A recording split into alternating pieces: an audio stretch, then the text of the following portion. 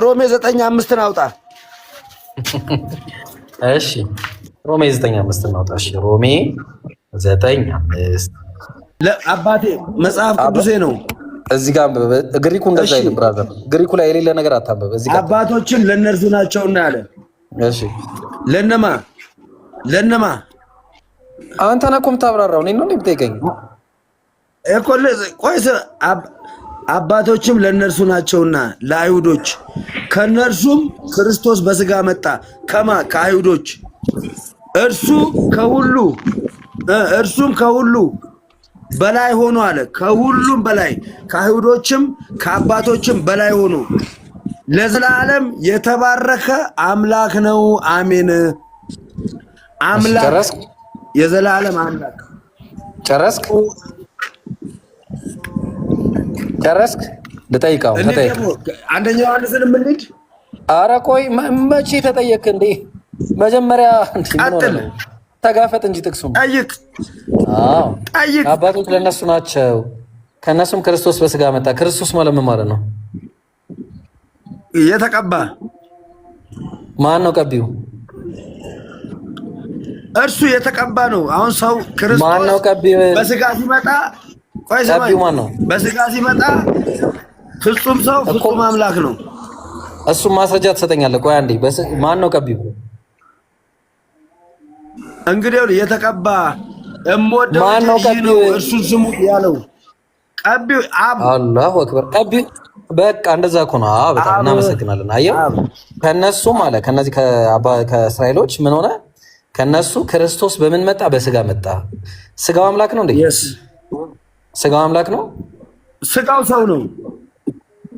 በቃ አየው ከነሱም ክርስቶስ በስጋ መጣ። አሁን ይሄ በስጋ የመጣው አምላክን ሳይሆን የሚያወራው በስጋ የመጣውን ሰው ሳይሆን እያወራ ያለው ይሄንን ክርስቶስን በስጋ ያመጣው አምላክ ተግባባል።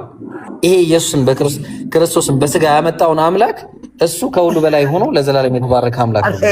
ለምን በለኝ? ማስረጃ ስላለኝ ነው። ማስረጃ አለኝ። ቆይ ማስረጃ አለኝ። ቆይ አንዴ። ኧረ አንተ ቆይ ማስረጃ አለኝ። ማስረጃው ሁለተኛ ቆሮንቶስ ላይ እንዲህ ያለ ይናገራል። ምን አለ? ለዘላለም የተባረከ የጌታችን የኢየሱስ ክርስቶስ ሁለተኛ ቆሮንቶስ ምዕራፍ 11 አንድ ላይ እናነበዋለን፣ አንድ ላይ እናየዋለን። ምዕራፍ 11 ስንት ቁጥር 31 ምዕራፍ 31 ሰፈር ውስጥ እንደፈለጉ የዛፍ መጽሐፍ እንዳታነብልኝ አደራ ነገር ያለው ነኝ አይደለም አባቴ። እንደዚህ ማለት መብት የለህም። ቀጥል። እሺ አሁን ቀጥል። አንተ እንደዚህ ማለት መብት የለህም። ኧረ ቀጥል። የማታምንበትን ቆይ ልጨርስ። የማታምንበትን ማለት ነው። ሚውት ላደርግ ነው እንግዲህ እንደዚህ አይነት ነገር አቁም። ለዘላለም የተባረከ የጌታችን የኢየሱስ ክርስቶስ አምላክና አባት ይባረካል። አይዋሽም ማለት አሁን መልስ። ይሄንን ለዘላለም የተባረከው ማን ነው? እሱ አብ። በቃ ታዲያ የማን አምላክ ነው እሱ? ይሄ ተናጋሪው ማን ነው? የማን አምላክ ነው? ማን እንዴ? ማን ነው ይለኛል። ተናጋሪው ማን ነው? ማን? አንተ ንገረኝ ማን እንደሆነ። ይሄን የጻፈው ለቆሮንቶሶች ማን ነው? ጳውሎስ ነው የጻፈው አይደል? በቃ ጳውሎስ ተሳስቶ ነው ኢየሱስ አምላክ አለ ያለው። በስጋ አብ አባት ነው፣ በባህሪና በመለኮት ግን አንድ ናቸው። አትነጣጥላቸውም። ቆይ እሱ ላይ እንመጣለን። ለዘላለም የተባረከ የጌታችን የኢየሱስ ክርስቶስ አምላክ የተባለው ማን ነው?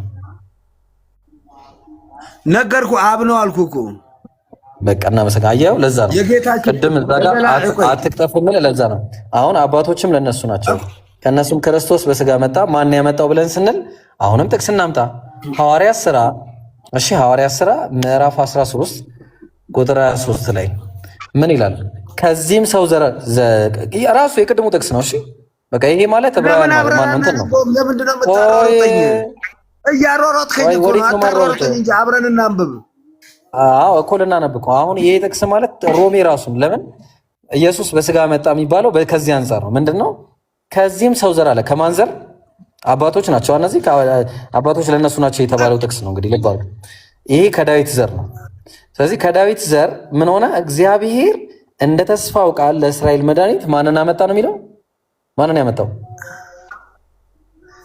ቀስ በል እንጂ አሯሯጥከኝ እኮ አንዴ እና ታዲያ መሮጥ ካልቻልክ ከኔ ጋር ለምን ትሆናለህ? ቆመን እናውራ ነው። አንድ ቦታ ቆመን እናውራ እንጂ ኢብራሂም እኮ በቃ ትንፋሽን ማወቅ ነው። መሮጥ የማትችል ከሆነ ትንፋሽን ማወቅ ነው። መጀመሪያ ትንፋሽ ሰርተና ነው አይደለም። ይሄ እኮ ማለት ይሄ የሩጫ አይደለም፣ ትራክ አይደለም፣ ማራቶን አይደለም። አንድ ቦታ ሐሳብ ነው አይደል? አንድ ቦታ ቆመን ማውራት ነው እኮ ገባኝ። እንደዛ ከሆነ አሁን እንየው። ከዚህም ሰው ዘር አለ እግዚአብሔር እንደ ተስፋው ቃል ለእስራኤል መድኃኒት ኢየሱስን አመጣ ይላል። እግዚአብሔር ነው የመጣው? ኢየሱስ ነው የመጣው? እዚህ ጋር በስጋ ወልድ ነው የመጣው። በስጋ ወልድ እኮ እኔ እናንተም እኮ የምንመጣው እኮ በብረት አይደለም ብራዘር። እኔ እናንተም በብረት ነው። እግዚአብሔር መጥቷልና የኔ እናንተ አመጣጥ አንድ አይደለም። ገብቶኝ። እግዚአብሔር መጥቷል ነው የሚለው ወይስ ኢየሱስ ነው መጥቷል የሚለው? ከዚህ እኮ የቱ ጋር ቆሜ ላውራለህ? እኔ እኮ አሁን ይሄ ቦታ ራሱ የቱ ጋር እንደሆነ እኮ አላወኩም። ሐዋርያት ሥራ ምዕራፍ 13 ቁጥር 23 ላይ እኮ አሁን ይኸውልህ ኢብሪዬ አንተ ጥሩ ሰው ነህ። አሁን መጀመሪያ ሮሜ 9:5ን ተነጋግረን እንዝጋ። ከዛ በኋላ ወደ ሚቀጥለው አንተ ማጠናከረን ታመጣለህ። አሁን ጨረስኩልህ እኮ ሮሜ 9:5 ላይ የታለ? ሮሜ 9 አንድ ጊዜ ሮሜ 9:5 ላይ ጨረስን። በቃ ምንድነው የጨረስነው? አባቶች ለነሱ ናቸው አለ። ልክ ከዳዊት ዘር የመጣው ማለት ነው። ከዳዊት ይሄ የዳዊት ዘር ነው አይደል? እሺ ኧረ ቆይ እንዴ ምን ሆነ ነው? በለጠ አስጨርሰኝ እንጂ አንተ እኮ አብራራ። በቃ አብራራ። ጥያቄ ነው የምትጠይቀው እኮ። ምን ሆነ ነው? ከነሱም ከነማ ከዳዊት ዘር ነው አይደል የመጣው ኢየሱስ አይደለም? ልክ ነህ፣ ልክ ነህ። ክርስቶስ በስጋ መጣ ይላል። በስጋ ያመጣው ማን ነው?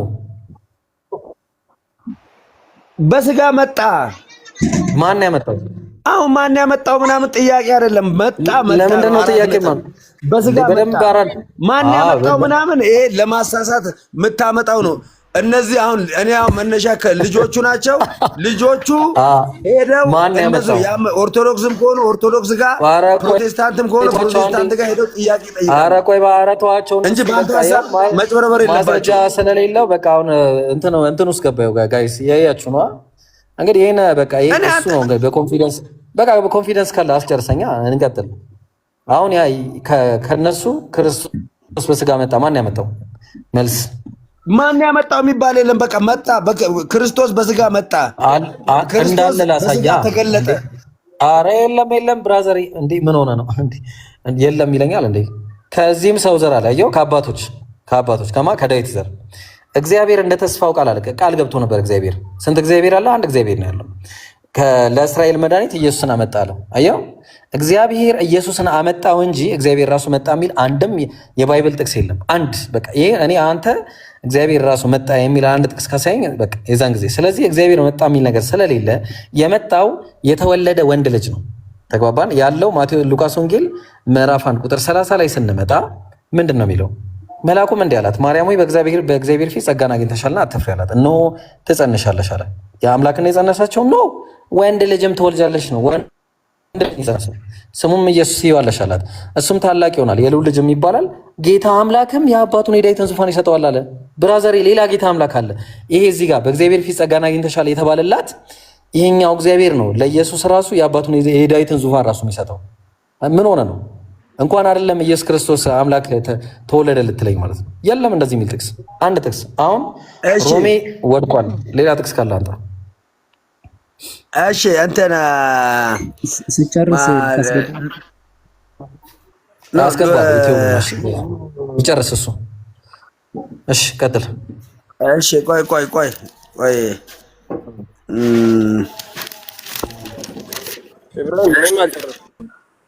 ኢብራሂም ኔትወርክ የለም። ቆይ አንዴ እሱ በለጠ ይጨርስ።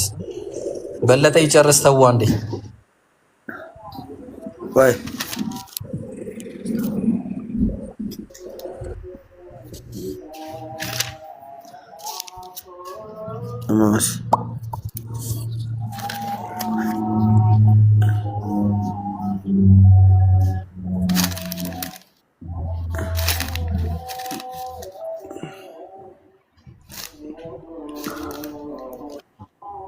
ባይብል ላይ ኢየሱስ እግዚአብሔር መሆኑን የሚያሳይ አንድ ሰው ካለ እኔ በቃ እኔ ዘግቼ ነው የምወጣው። እኔ ቲክቶክ ይሄን ቲክቶክ ዘግቼ እወጣለሁ። ኖ አይደለም። አሁን እኮ ይኸውልህ ኢብራሂም አንተ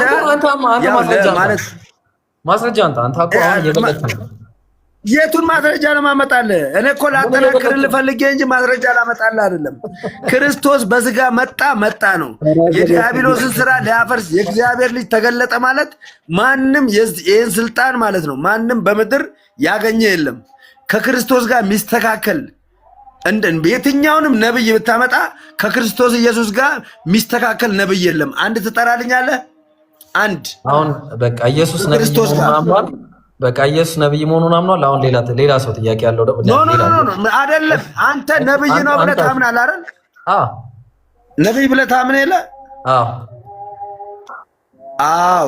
ግን በክርስቶስ ደግሞ አምላክነቱን ደግሞ ማለት ነው የተለያየ አዲስ ኪዳን ሙሉን ማለት ነው አምላክ እንደሆነ ነው የሚናገረው። የሚያሳየው ባህሪ ኃጢአትን ይቅር የሚል ማን አለ? ኃጢአትህ ተሰርዮልሃል ብሎ የሚናገር ማን አለ? ከሰው ልጅ ኃጢአትን ተሰርዮልሃል ማለትና ኃጢአትህን እኔ ሰርዬልሃለሁ ማለት ይለያያል። ጌታ ኢየሱስ አሁን እኔ አትበል፣ ሂድ ኃጢአትህ ተሰርዮልሃል፣ ድጋሚ ኃጢአት አትስራ የሚል አንድ አለ? አንድ የሰው ልጅ ኃጢአትህ ተሰርዮልሃል ማለትና ኃጢአትህን እኔ ነኝ የሰረይኩልህ ማለት በአይነትም በይዘትም የማይገናኙ ቃላቶች ናቸው።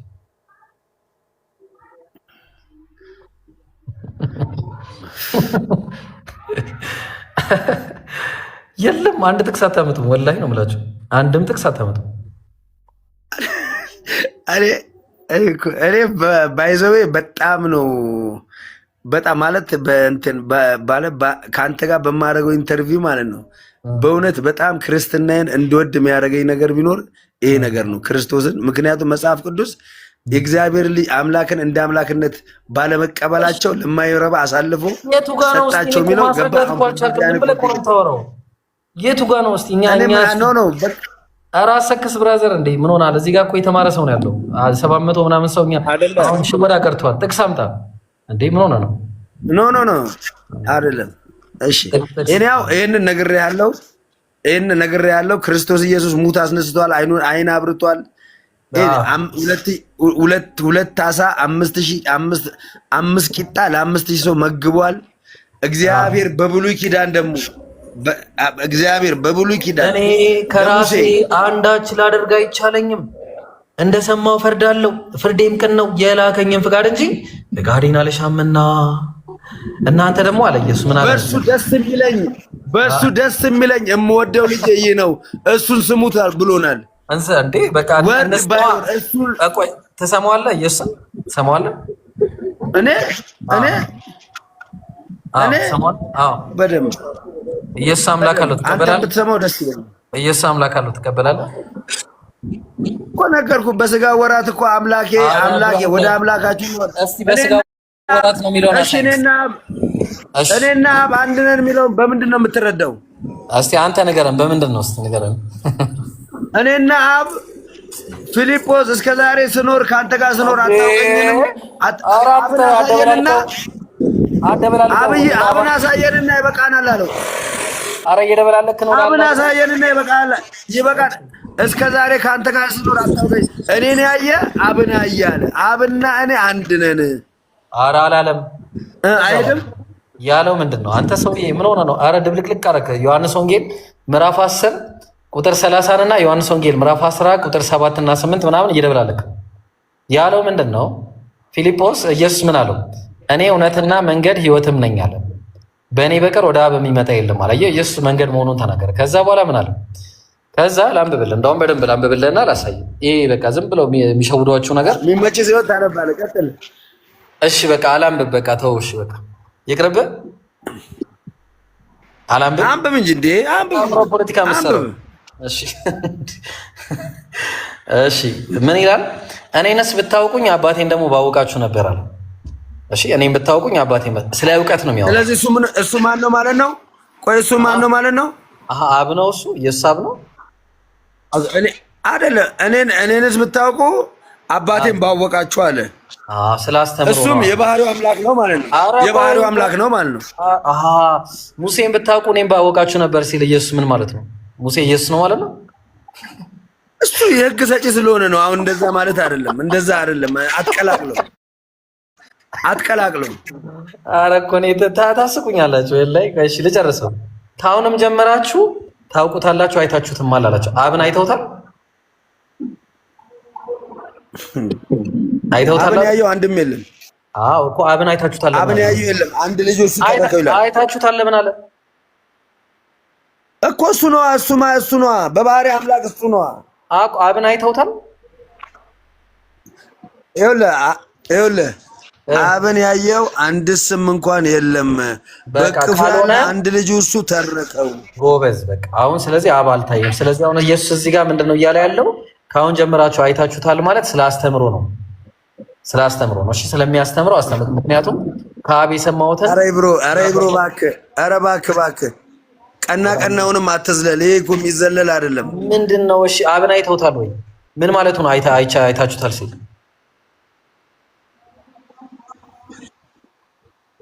ምን ማለት ነው? አብን ያየ አይታችሁታል። በቃ እሱ ራሱ አምላክነቱን እየነገረ እሱ ራሱ ወልድ አምላክ መሆኑን እየነገራቸው። አብን አይተውታል ወይ? ሊትራል ማየት አይተውታል። አብን ያየው እኮ ዮሐንስ 1:18 ነው። ዮሐንስ 1:18 ላይ ነው የለም ይላል።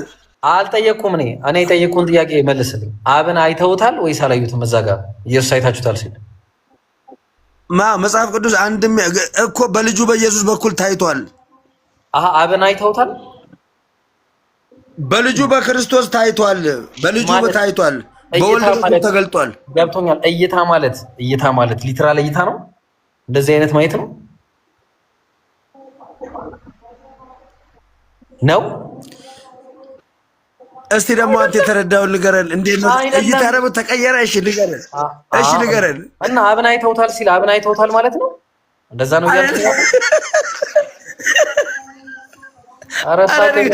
እኮ ንገረን። አንተ እይታ እንዴት ነው ንገረን። ስማ የሜመር ሰለባ እንዳትሆኑ በዚህ ሳቅ። ይኸውልህ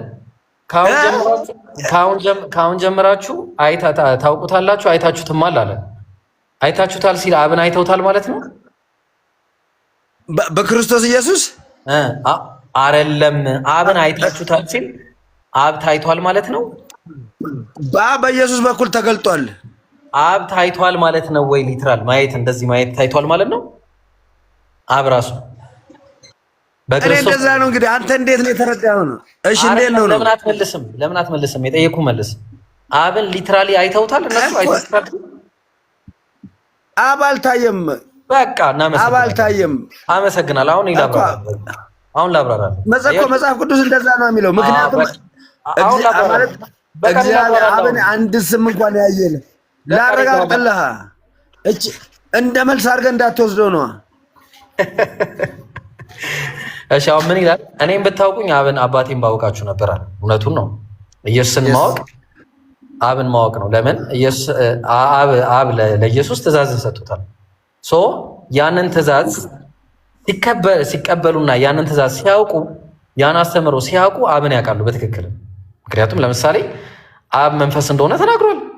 እንዴ ምን ሆነ? ዮሐንስ ወንጌል ምዕራፍ 4:24 ላይ በደንብ አድርጎ ይህንን ነገር ሲነግራቸው ኢየሱስ ክርስቶስ እንግዲህ አብን አውቀውታል ማለት ካሁን ጀምራችሁም ታውቁታላችሁ አይታችሁትማል ማለት ምንድን ነው? አስተምሮቱን ነው። ቀጠለ። ፊልጶስ ጌታ ሆይ አብን አሳየንና ይበቃናል አለው። አብ ደግሞ አይታይም። እንደ ቅድምም እየነገራቸው አልገባ ሲጀመር አይገባቸው። ኢየሱስም አለው ምን አለው? አንተ ፊልጶስ አለው ይህን ያህል ዘመን ከአንተ ጋር ስኖር አታውቀኝምን አለው። ኢየሱስ እንደምታውቁት ሰው ነው። እንግዲህ እኔን ያየ አብን አይቷል።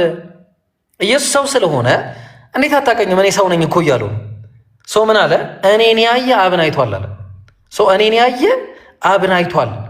ምንድን ነው እኔን ያየ አብን አይቷል ማለት? ኢየሱስ ክርስቶስን አስተምሮቱም ሲያስተምር የነበረውን ማወቅ ማለት አብን ማየት እንደማለት ነው የሚቆጠረው። እንዴትስ አብን አሳየኝ ትለኛለህ? ምክንያቱም ኢየሱስ ሰው ነው። እንዴት እስከዛሬ እኔ አታውቀኝም? እንዳለው ኢየሱስ የእግዚአብሔር ነብይ ነው።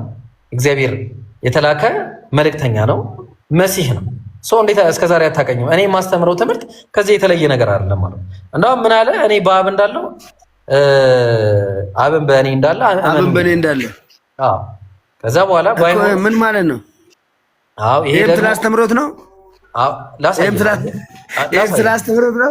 ኧረ እንዳትስቅ አንተ ሰውዬ፣ የሚመር ሰለባ እንዳትሆን። እዚህ ብዙ ሚመሮች አሉ። እሺ አሁን ይሄ ደግሞ ምን አለ መሰለ፣ ይሄን ደግሞ ልንገርህ ቁጥር 11 ላይ ምን አለ መሰለ። እሺ ምን አለ? አዎ ዮሐንስ ወንጌል ምዕራፍ 20 ቁጥር 22 ላይ እኛም አንድ እንደሆንን አንድ ይሆኑ ዘንድ እኔም በእነርሱ አንተም በእኔ ስትሆን አለ። ምን ማለት ነው?